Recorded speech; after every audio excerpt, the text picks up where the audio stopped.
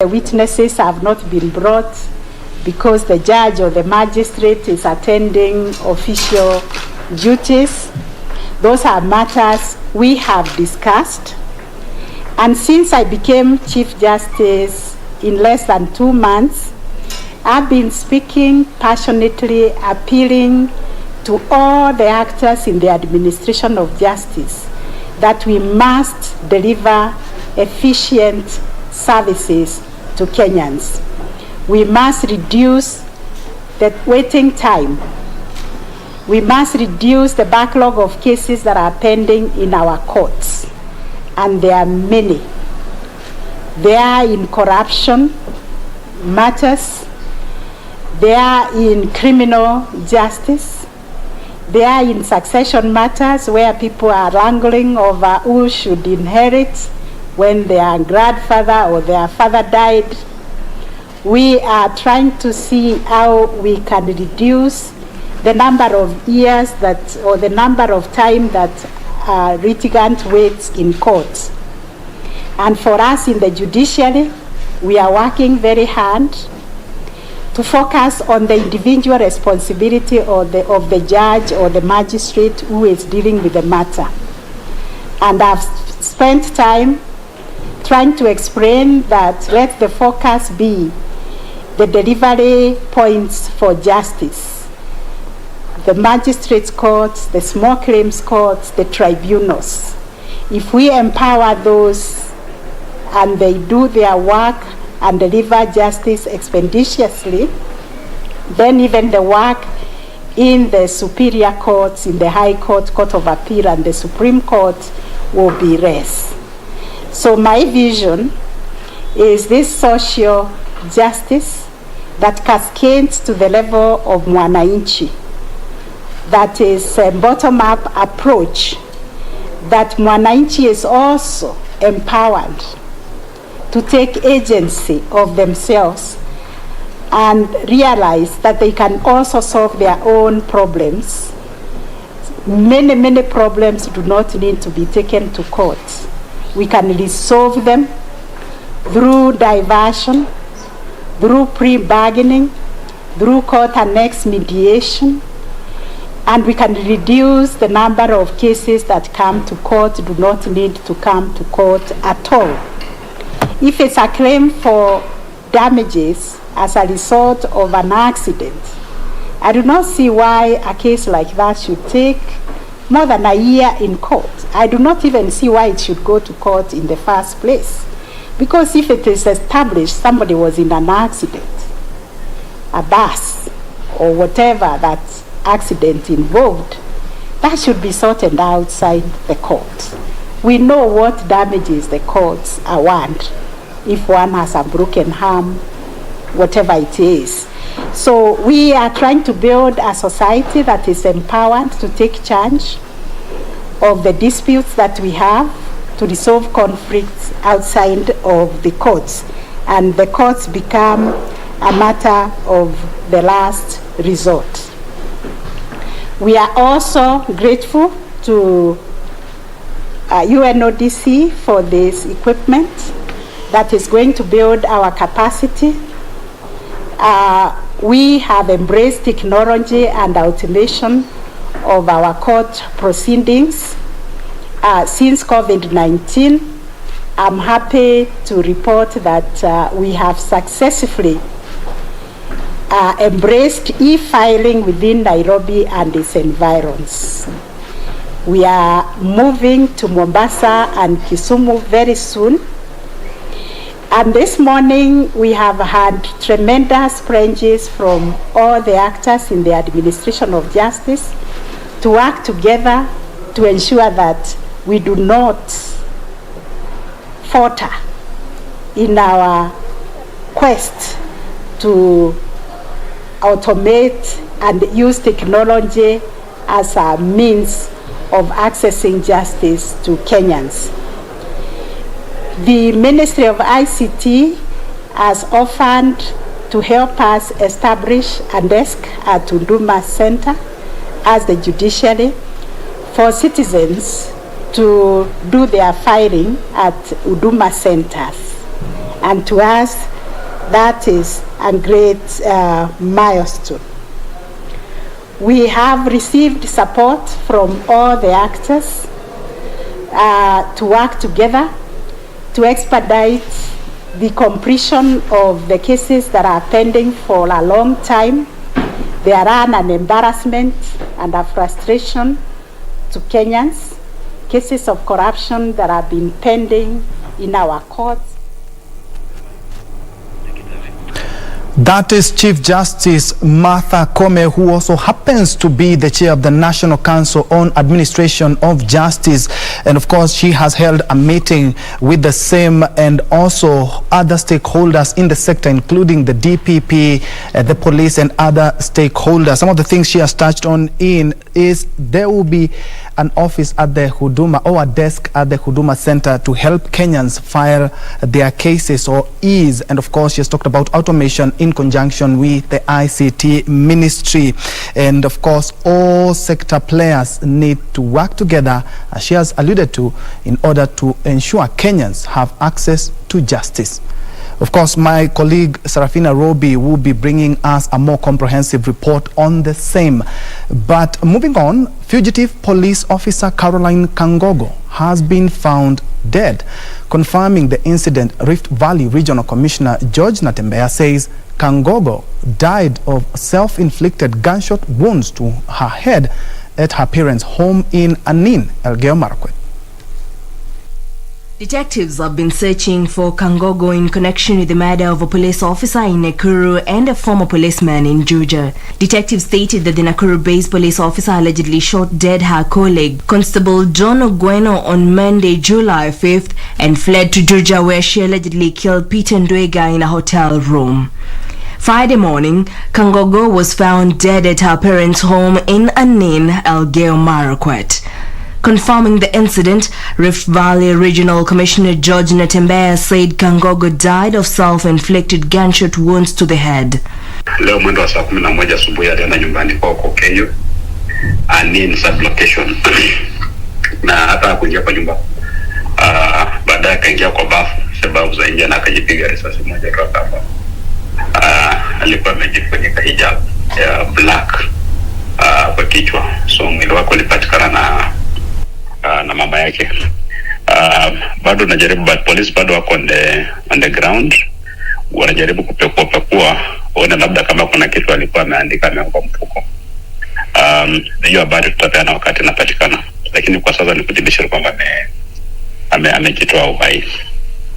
There are claims that the late Kangogo was spotted at Iten town and is said to have left for her parents' place, where she was found dead early Friday. Her body has since been removed from the scene. And back to the two murder incidents linked to Kangogo, initial reports indicated that the fugitive corpse had spent hours drinking with the two men before they were found dead 2 days apart, one in Nakuru and the other in KIAMBAA. The investigators' job was delayed by the fact that the officer had dumped her known cell phone. Natembeya added that investigations are still ongoing to establish what transpired. Zile shughuli zote ambazo polisi wamekuwa wanafanya kumtafuta, yuko kwa wanamtafuta ili wamuue. Ilikuwa wanamtafuta ili aenda face the law na aenda ushahidi utolewe kudhibitisha kwamba kweli did yeye ndiye aliwaua wale watu wawili. Na amekuwa mafichoni, lakini pia kama pia alifika mahali akaona kwamba hizo video zake zimefika ukingoni kama ndio sasa kuonyesha. Kangogo worked in the crime office at Nakuru Central Police Station and had been assigned to the law courts in 2019. Details from Kangogo's file described her as an experienced, well-trained crime buster in the police service. Reporting for Lunchtime News, I'm Jackie Wambiru. And to yesterday's by-election, Jubilee candidate Joseph Mongara is the member of County Assembly elect for MUGUGA ward in Kiambu County. Mongara beat his UDA opponent Peter Ndwega by only 27 votes to clinch the seat that attracted 4 candidates. UDA had initially demanded a retally but had to concede defeat. Joseph Mungara of Jubilee won the MUGUGA ward closely contested by-election after garnering 4,089 votes against UDA's Peter Thumbi, who garnered 4,062 votes. Third-way alliance candidate Moses Gishau came a distant third with only 49 votes, with PPK's Peter Njoroge coming in fourth with 32 votes. Before the final results, there was a standoff at the MUGUGA Wagatonye tallying center, with the UDA candidate demanding a retally of the votes. We have seen that the results were correct and credible. We have reported, we have confirmed, we have reconfirmed, and everybody now is happy and comfortable. After the retally, the returning officer announced the results, declaring Mungara as the winner. The constituency returning officer hereby declare that Joseph Mungara been duly elected as the member of County Assembly for MUGUGA Ward of KIAMBAA County, with his supporters bursting into celebration. Welcoming the victory, the new MCA-elect said he was ready to serve the people of MUGUGA, with the Jubilee Party affiliates terming the victory as a demonstration that the Jubilee Party was still popular in Mount Kenya region. And for the fellow contestants, we were together during our 40th exercise, I would also like to congratulate them for the work they've done, and I know there is also another chance. So come 2022, there will still be an opportunity to come and look for the votes again. It was free and fair, and we won well and square. The only thing I want to say, as a member of the Jubilee Party, today we've been exposed for who we are here right now. We want to make it very clear. We have been very silent. And we are the silent majority. We have been the noisy minority. The mountain belongs to all of us, and we are going to pay for what is good for our people. Nasio Kware, Lunchtime News. Let's cross over to KIAMBAA now, where John Wanjiku Njuguna of United Democratic Alliance has clinched the KIAMBAA parliamentary seat after a record 15 hours of vote counting. Wanjiku beat his main opponent, Kariri Njama of Jubilee Party, with only 510 votes after managing 21,773 votes. John Wanjiku Njuguna is the KIAMBAA Member of Parliament-elect after defeating his main challenger Kariri Njama in a very close contest. Wanjiru was declared a winner after almost 15 hours of vote counting, which commenced on Thursday at 7 o'clock in the evening and ending on Friday morning. Njuguna managed 21,773 votes against Kariri Njama, who had 21,000 votes 263. It was not until a recount of the ballot box from one of the polling stations that the winner was announced, after a morning of commotion.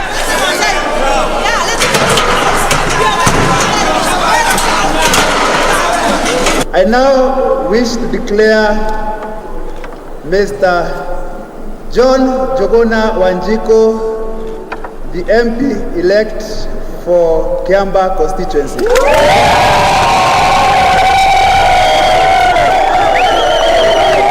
While giving his acceptance speech, the MP-elect pledged to deliver on his campaign promises, especially on the youth agenda in the one-year period. Because when we are campaigning, we say that when God gives us this victory, we shall be careful to thank his name.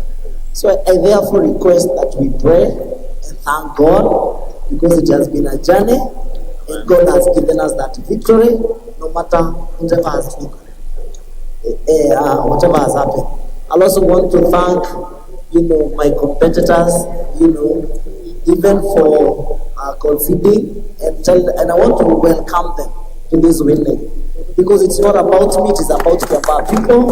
We join hands together.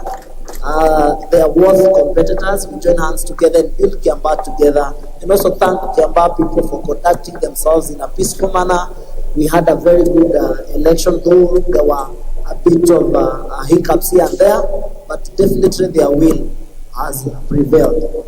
Legislators allied to the UDA party claiming the win was occasioned by the desire by the electorate to see change. The victory of Kawanjiko is a testimony of the new republic that we are going to build under the House tradition. 90% of the people who reside in this constituency, they are of the same status as Kawanjiko. There are people who are trying to eke out a living. There are people who are trying to earn from their sweat. And what they deserve is an opportunity to thrive, to bring up their families, and to earn a living. For Lunchtime News, I'm Gladys Mungai.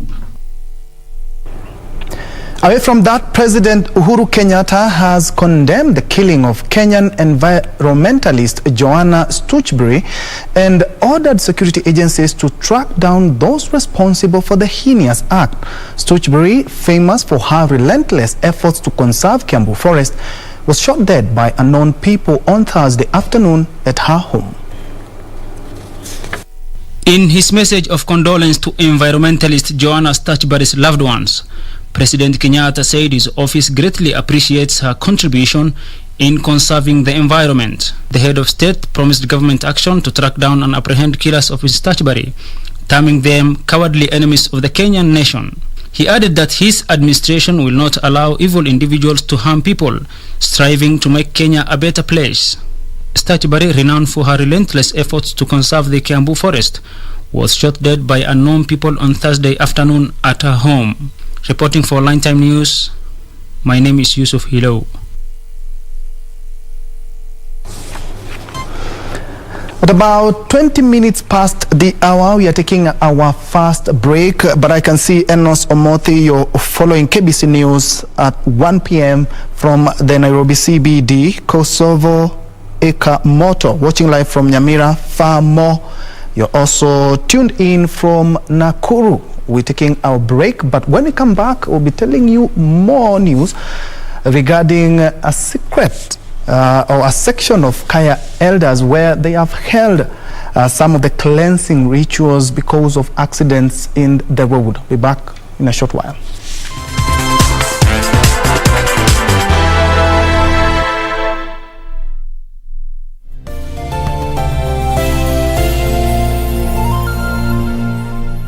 It's your romance, your drama, and intrigue. So this was your plan all along, eh? I want you out of my house.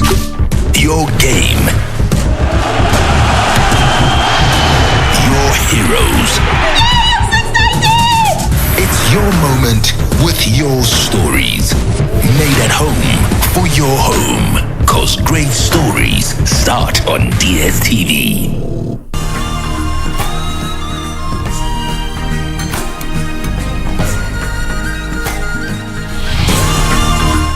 This week on Surura, a warrior whose weapon of choice is glass. Hi! A colorful artist teaching others to love who they are through art. And finally, we drift over to join a young group of adventurers taking hiking to new heights. Wow, why you at home? That's all coming right up on Surura. Find your adventure, only on KBC.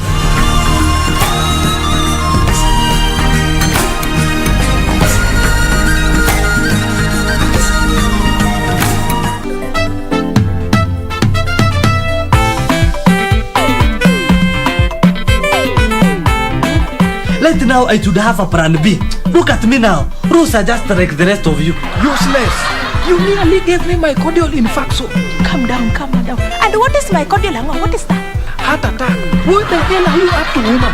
Gosh, I look that scary. Mwalimu, can I go home? I am not feeling well and my temperature is odd.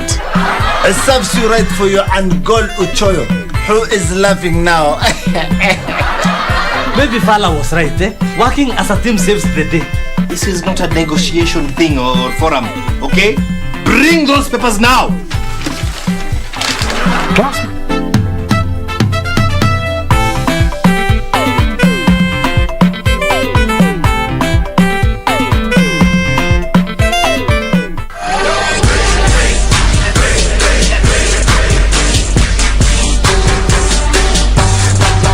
gonna bring chaos to you, and chaos is gonna bring you to the hospital.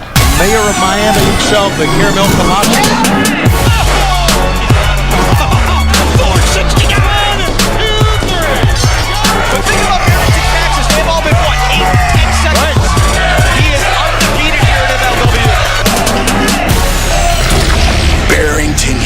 Has been unstoppable.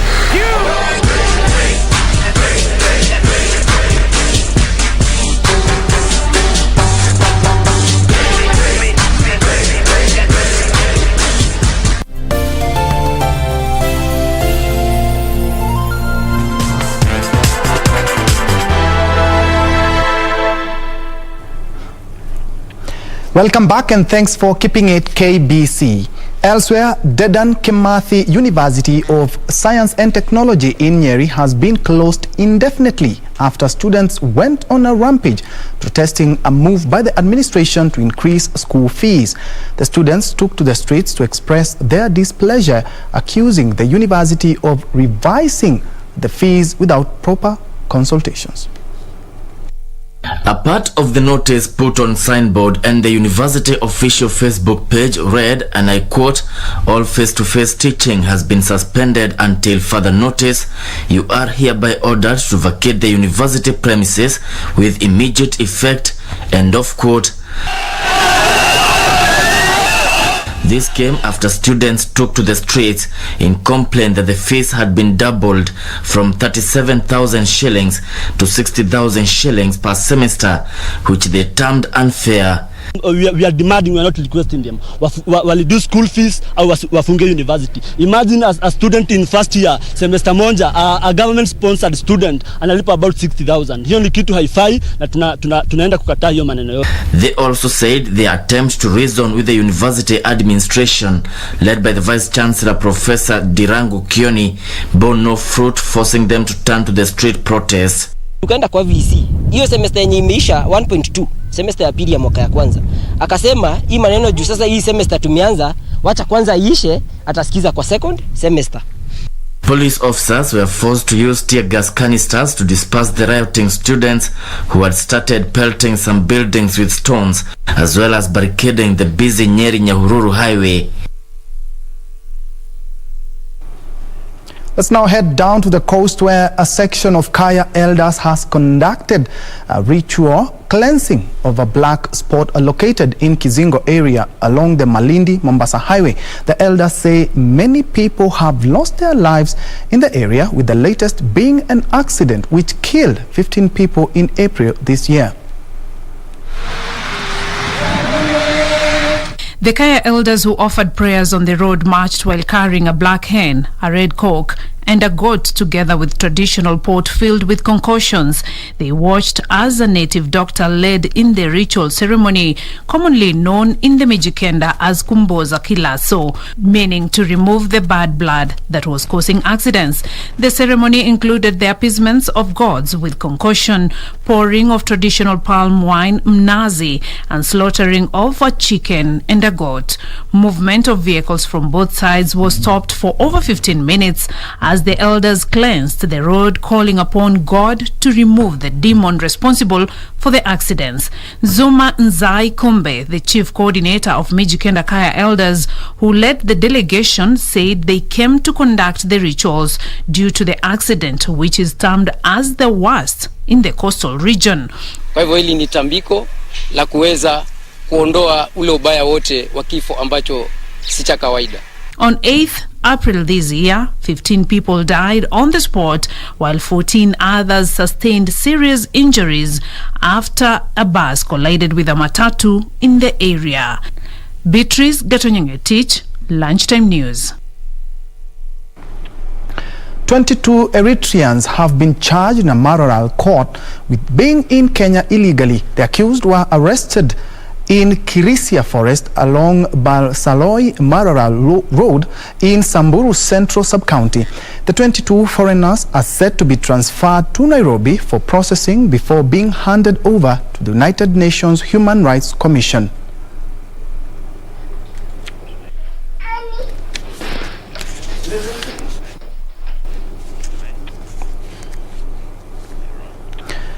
Further afield, at least 80 people have died and hundreds more are unaccounted for in Germany after some of the worst flooding in decades. Belgium has also reported at least 11 dead after the extreme weather, which political leaders have blamed on climate change. Recorded rainfall in West Europe caused rivers to burst their banks, devastating the region. The German states of Rhineland-Palatinate and North Rhine-Westphalia were the worst hit. Experts say that climate change is expected to increase the frequency of extreme weather events, but linking any single event to global warming is complicated.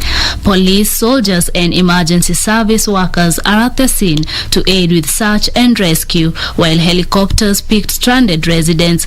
Meanwhile, Ethiopia's Tigray crisis is now showing dangerous signs of transforming into a more widespread ethnic conflict that could surge in other parts of Ethiopia. Citizens slip across the well-guarded border, swimming across a fast-flowing brown river and trudging into Sudan to escape the sudden upsurge in ethnic violence in the far western corner of Ethiopia's Tigray region. The region is now seen as likely next target for Tigray's rebel fighters as they seek to strengthen their control over the region and secure a potentially crucial supply route into neighboring Sudan. At about 1:30, we are taking another breather, but when we come back, we'll be focusing more on business and sports. Keep it KBC.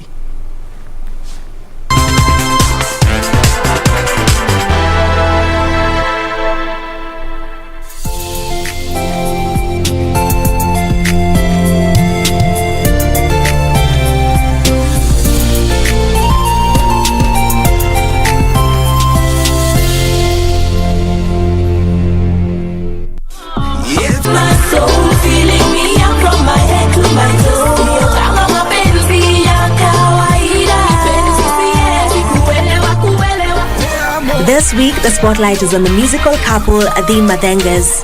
Wahoo and Nameless have been sweethearts of the entertainment industry for 2 decades now, captivating Kenyans by their timeless love and dedication for music. Married for 15 years, the celebrity couple has won hearts through excellence in marriage, music, and mentorship. Catch Wahoo and Nameless on Easy Friday at 9:45 p.m. with Shiksha Arora, only on KBC Channel 1.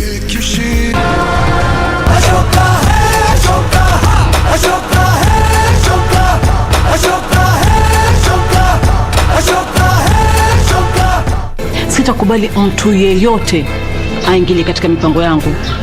Kwa hivyo chunga sana unapokanyaga. Unachokitafuta kutoka kwangu nitakupatia sawa yako ukae mahali pako. Ng'ombe amejileta kichinjioni mwenyewe. Kwa hivyo utamaliza naye hapa hapa. Wewe endelea kuvuruga watu hapo, uone vile nitakufanya. Nitakufukuza kama mnyama wewe. Kwani tumekugutosha? Mimi tumekugutosha ntipili. Perusikech. Natamani ningekuwa na muda wa kujadili hilo, lakini sina muda.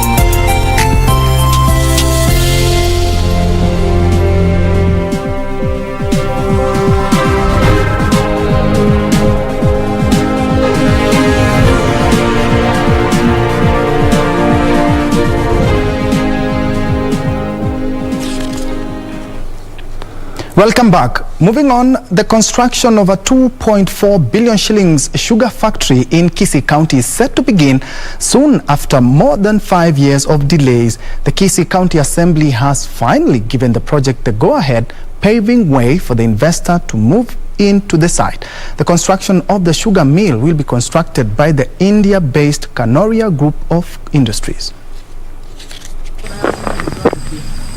Kisii region is slowly emerging as a new sugar growing region, producing more than 266,000 tons of industrial sugarcane from the more than 3,500 hectares that are under sugarcane cultivation.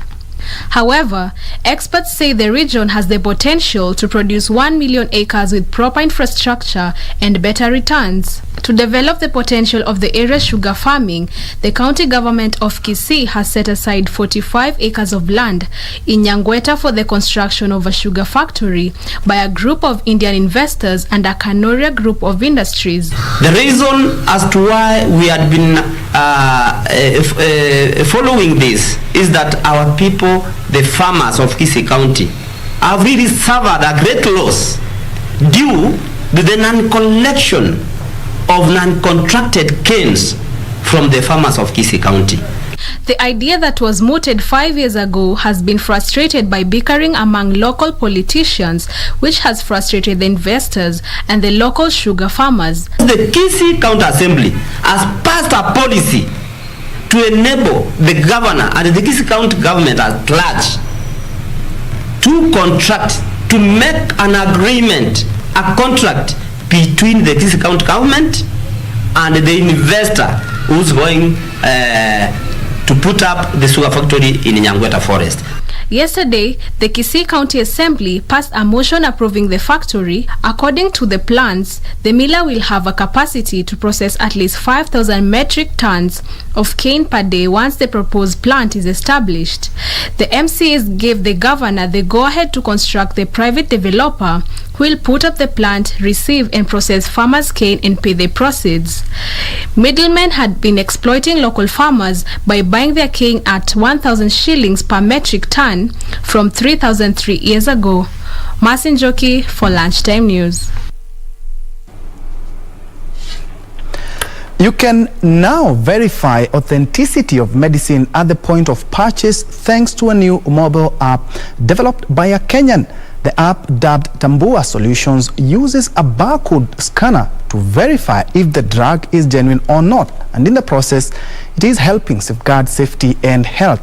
Today, Tech on Tech One, Alan Aoko details this app, which aims at ensuring that pharmaceutical outlets sell legit products. Take a look.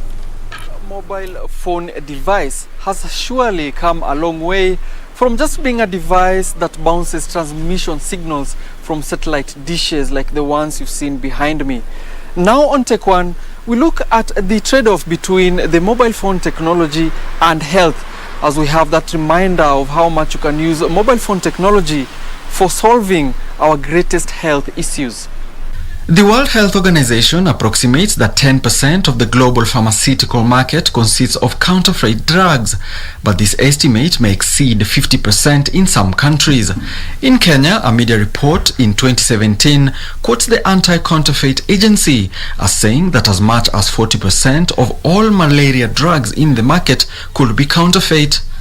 This and other cases of people complaining about counterfeit or substandard medicines drove Tambua Solutions to innovate and enable consumers get expiry dates and manufacturing details of drugs they seek to purchase. Tambua is a simple mobile application that detects whether a product is genuine or fake by use of a barcode or a batch number. The startups, which gained about 40,000 consumers in its prototype and mentoring stage, currently uses the smartphone's camera capabilities to scan QR codes that are universally printed on products and then instantaneously offer feedback on the details of the medicine. We at Tambua need data to feed into our system, which will enable consumers access authenticated drugs by using our platform.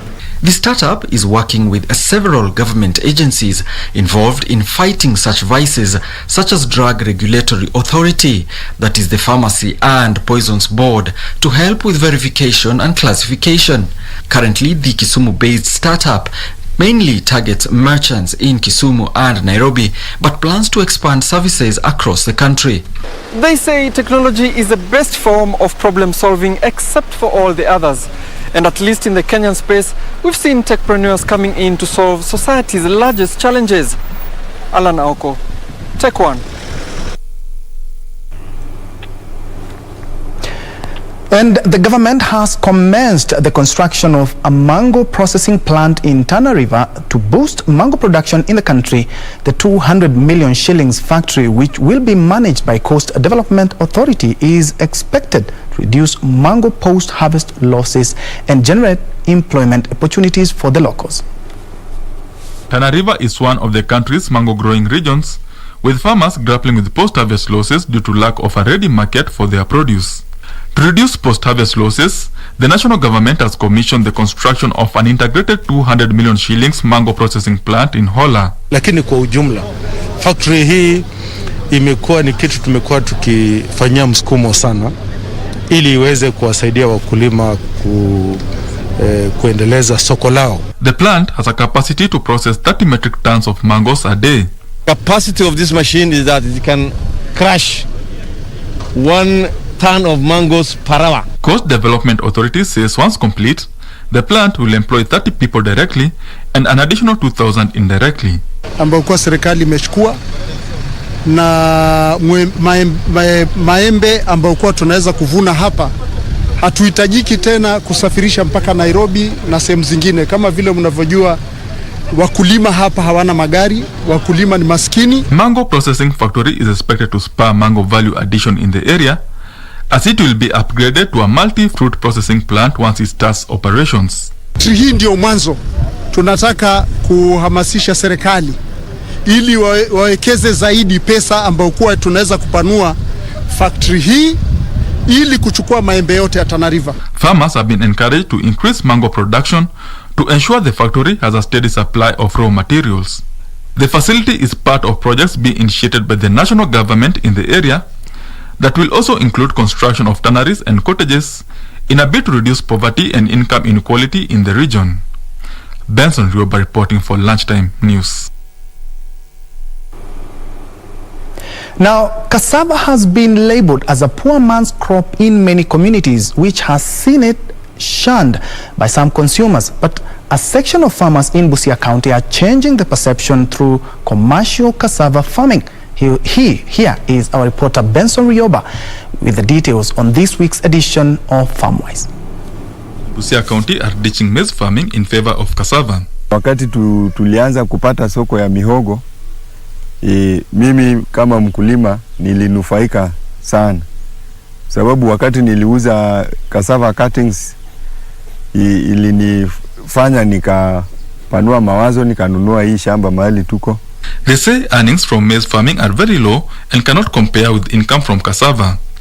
Although cassava has been traditionally grown in the area, many saw it as a poor man's food crop, placing little economic value on it. The narrative is slowly changing as those who embrace commercial cassava farming are reaping the profits. Na ng'ombe, wakati huu sasa baada ya kupata hii pesa, utaona mkulima anasema nataka kupanua huu kulima, atalima sasa na trakta. Utaona mtu anapeleka mtoto wake shule kwa urahisi. Utaona mwenye wako kuwa na nyumba anasema nimenunua mabati baada ya kuuza hii bidhaa, nimenunua mabati, nimejenga semi permanent yangu. Chores within a period of 9 to 12 months.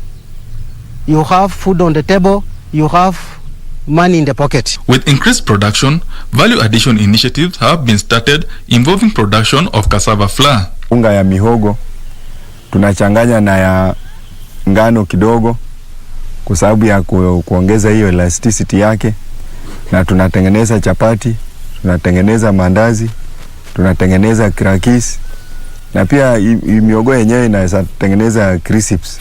The small-scale farmers now have an aggregation center where they hold the produce as they scout for market and negotiate good prices. Lima hata kama akona ameweza kuproduce maybe from a quarter of a quarter piece of land, the produce na ule atoe from 1 acre, na ule atoe from a half, na mwingine atoe from 5 acres, from 10 acres, yote tunaweka collectively na tunauza. Na pesa inakuja kwa wakulima kupitia kwa cooperative. Some farmers have started reproducing the new high-yielding seedlings to sell to other farmers who are seeking to join the venture. Why are we promoting these cassava varieties? One of the reasons is that they are high yielding. they can give a farmer at least 15 to 20 tons per acre. 2, they are sweet. Millers in the area and other parts of the country form a ready market for the cassava. Naomba wakulima wenzangu, mihogo ni mmea ambayo haitaki mbolea, na pia ikishamea yeye huwa haitaki kasi mingi, kwa si hata kama jua hakuna, kama jua iko bado itamea kama sio kama hiyo mimea zingine. Ben Troy Njue. Further afield, the Chinese economy grew by 7.9% in the second quarter of 2021 compared to the same time last year. This was less than half the rate seen in the previous quarter and missed economists' forecast of 8.1% growth. In April, official figures showed that Chinese economy grew a record 18.3% in the first quarter of 2021 compared to the same quarter last year. This and more stories in our international business brief. China's economy is still growing, but the pace of its recovery slowed in the second quarter as the country contended with surging commodity prices and supply chain disruptions. The GDP grew 7.9% in the April to June quarter compared with the same period a year ago, China's National Bureau of Statistics said Thursday. That rate of growth was significantly slower than the 18.3% year-on-year increase China registered in the first quarter, though that record-breaking figure largely reflected how much the economy slumped in early 2020 as the coronavirus pandemic was taking hold. The latest figure was also a bit weaker than expected.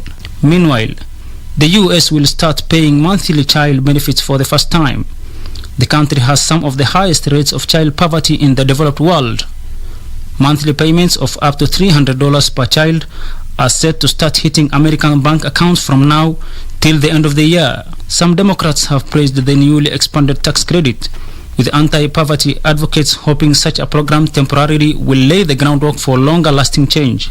Most developed countries, including the UK, have for decades offered some form of monthly child allowance to offset costs of having children. Finally, Tesla Incorporated vehicle registrations in California rose more than 85% in the second quarter versus last year, largely due to the success of the company's Model Y. Tesla's electric crossover utility vehicle jumped more than sevenfold to 13,581, with the focus now on the company's second quarter earnings report due on July 26. Investors are awaiting to gauge if Bitcoin's recent fall will hit Tesla's bottom line due to its exposure to the cryptocurrency's volatility.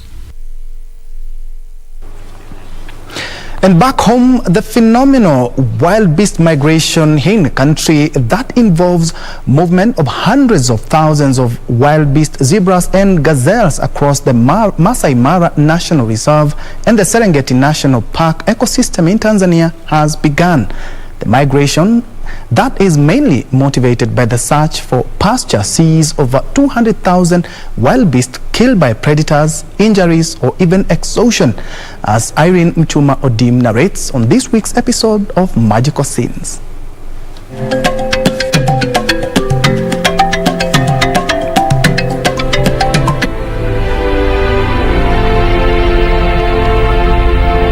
Wildebeests, zebras and gazelles move from location to location in search of fresh, lush grass.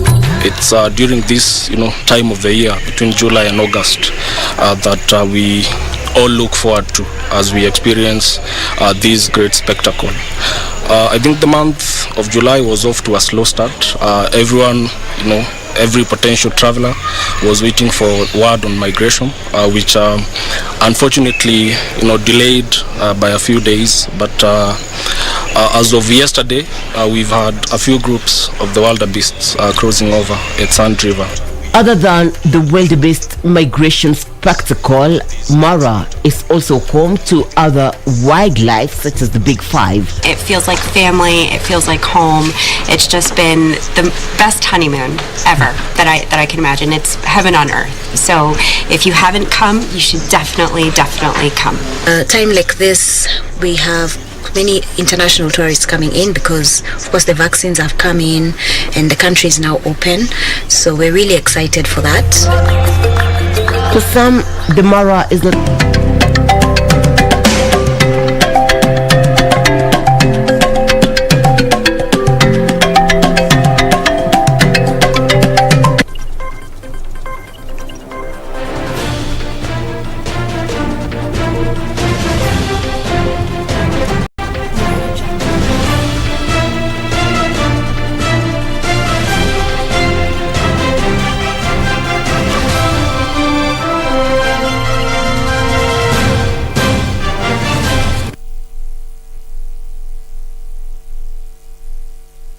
To sports now, where world number 1 Novak Djokovic says he will play at the Tokyo Olympics, giving him the opportunity to achieve the first calendar Golden Slam by a male player. The tennis tournament at the Olympic Games gets underway on the 24th of July. On Thursday, however, the 34-year-old posted on Twitter that he would be proudly joining Team Serbia for the games in 8 days' time. Djokovic said after retaining his Wimbledon crown that he was undecided about appearing at the Tokyo Games after it was announced that fans would be allowed to attend because of a spike in corona infections.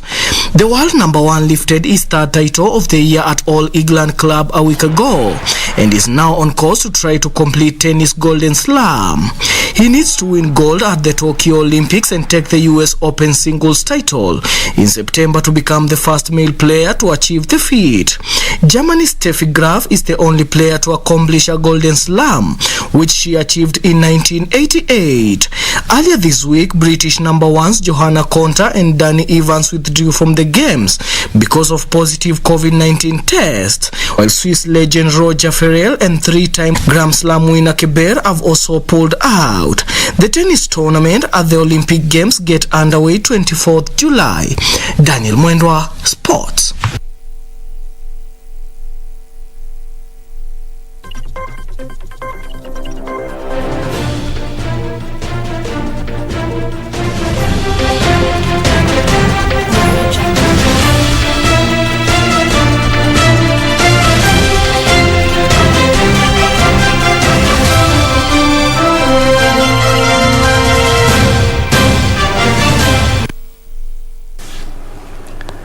On that sporting note, it's where we put a cap on Channel 1 Lunchtime News this afternoon. Thank you so much for joining me. Remember, for these news articles plus much more, kindly check out our website, that is www.kbc.co.ke, and including our social media platform. My name is Ben Troy Njue, and Lucy Maura has been our sign language interpreter for this afternoon. Good day.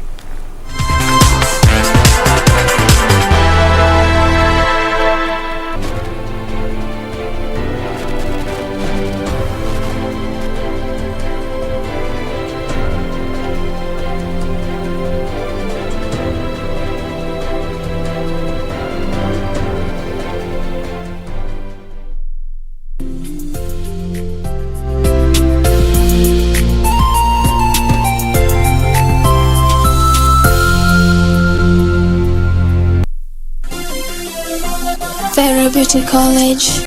Vera Beauty and Fashion College, with branches in Nairobi, Eldoret, Thika and Meru. Did you know that we are a TVET approved institution? We offer courses in fashion design, interior design in soft furnishing, event decoration, flower arrangement, event planning, hairdressing, barbering and dreadlocks, beauty therapy, makeup, nail technology, spa massages, teaching skills, TOT, solo business management, and many more. Register now and visit our website on www.verabeautycollege.com. You can also call on 0725-923-550 Nairobi branch, 0728-087-689 Eldoret branch, 0722-227428 Thika branch, 0725-000-706 Meru branch. Vera Beauty and Fashion College, a TVET approved institution.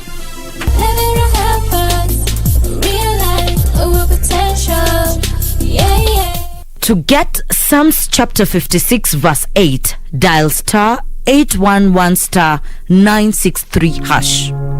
You keep track of all my sorrows. You have collected all my tears in your bottle. You have recorded each one in your book. My enemies will retreat when I call you for help. This I know, God is on my side. Psalms chapter 56 verse 8 to 9. Dial star 811 star 963 hash. Star 811 star 963 hash. 夜风般吹散沉香，长满青烟上。My father was distressed to hear that your father's passed away. I came to send regards on behalf of Bei Li. Consort Jin seems to have a very kind heart. Or she's just good at lying. What makes you suspect her? Enough of your lying. You are a hypocrite and want to win Queen Mother's favor. I know exactly what you're up to right now. Why didn't she summon all the consorts in the harem? She did this so I'd have an enemy. 风伴吹散沉香，将门起檐上。抓一味当归入药汤，相思。